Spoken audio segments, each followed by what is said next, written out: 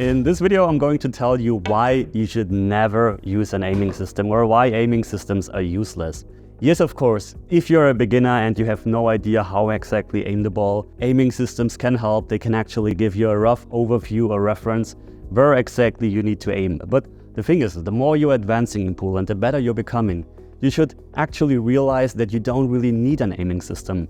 And first of all, you have to imagine when you're playing pool, you can basically have a straight-in shot, which we call just a 0-degree cut here because we have no real cut, or you have basically a 90-degree cut, which isn't actually possible to cut the ball 90 degrees, at least not if the ball is not frozen to the rail.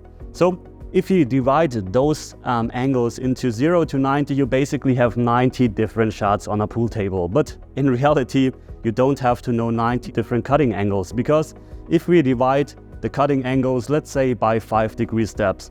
So for example, 0, 5, 10, 15, and so on. And you know how to play a 15-degree cut and how to play a 20-degree cut, then you will automatically also know how you have to aim a 70-degree cut. So if you break that down, you basically have, let's say, 18 different shots in pool. And if you're playing for a couple of years and you're playing hundreds or thousands of shots, then you will automatically know where exactly you have to aim. This is not the real problem.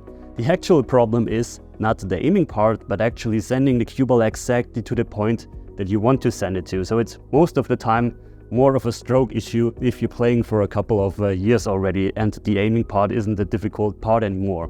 So you also have to imagine, if you're using an aiming system, even if you're not using any spin on the cue ball, the contact point actually changes with the position of the cue ball, because if you're having a thin cut, then you don't have any cut-induced throw or very, very little cut-induced throw.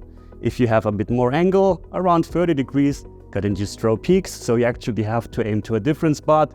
So if I would, for example, aim this shot here, and I would, let's say, we use the ghost ball, trying to aim to the heart of the pocket, and I'm aiming from here, then as you can see, the cue ball will throw the cue ball into this direction.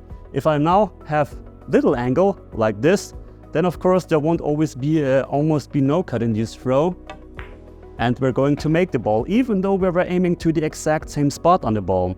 And it's the same. If we have more angle, then it's the same. Then there is no cut-induced throw, so we have a different ghost ball compared to here. And this isn't even with spin. If you add spin to the equation, then it's a total different story. So for example, if you're having this ball and you're using left spin on that shot, there is no new fixed point on the cue ball or on the object ball that you have to aim, because you can't just say, well, I'm using one tip of left spin, this means I have to deviate, touch to the left or touch to the right, because the problem is whenever you're using spin, it really depends how hard you're hitting. If you're hitting really hard, you have to adjust completely different compared to hitting really soft. So how should an aiming system teach you that? It has to take into the equation the cutting angle, the amount of deflection your cue has, the amount of spin, and even the amount of elevation, because if you're elevating the cue, then you're also making a curve with the cue ball, so it's really, really difficult. And the problem is, how would you want to calculate all of this? Let's say if you're in a match and you're facing a shot like this, do you really want to start calculating, well, I'm using left spin, I'm elevating like this, I'm playing with speed 2, this is my ghost ball, or this is the way to aim, or with center to edge, now I have to aim to here and there and there. Well, this is really, really difficult. Of course, if you're using those aiming systems, at one point they become natural for you and you don't have to think about it anymore, so it isn't a real aiming system anymore. Because what the pro players are actually doing and how I'm aiming my shots is, I'm not really aiming my shots. Instead, what I'm trying to do is, for example, on this really, really difficult thin cut into the corner pocket, first of all, I'm going behind the shot, I'm looking exactly in which direction the cue ball should travel. This is very important to get this image if I'm having a very difficult shot. Then I'm going behind the shot, trying to align myself, and I'm not actually thinking about which part of the object ball I need to hit. I have no idea which part of the object ball I'm hitting.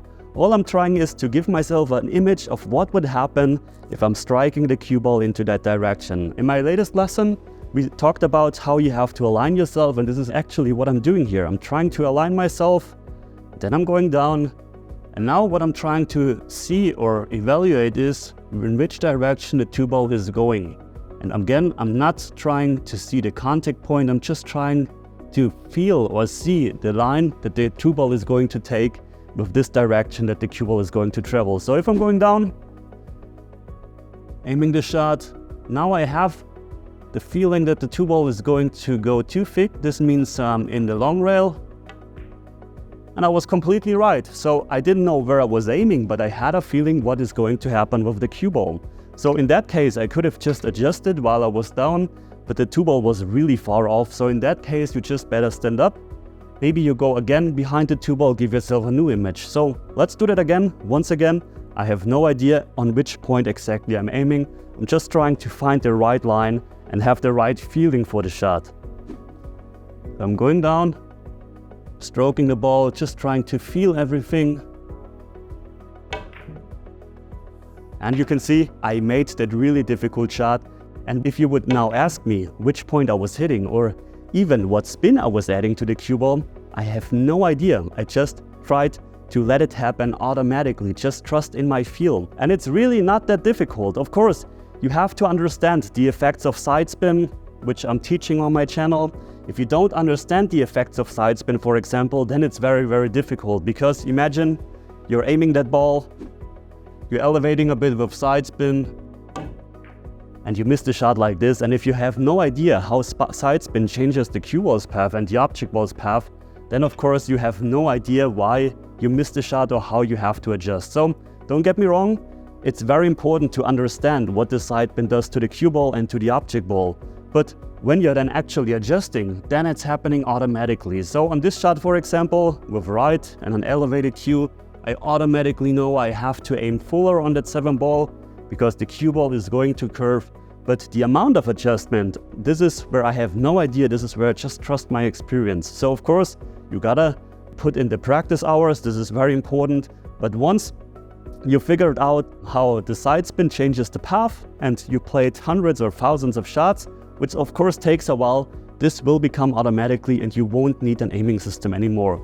So same with inside spin, have to aim fuller because I'm hitting hard.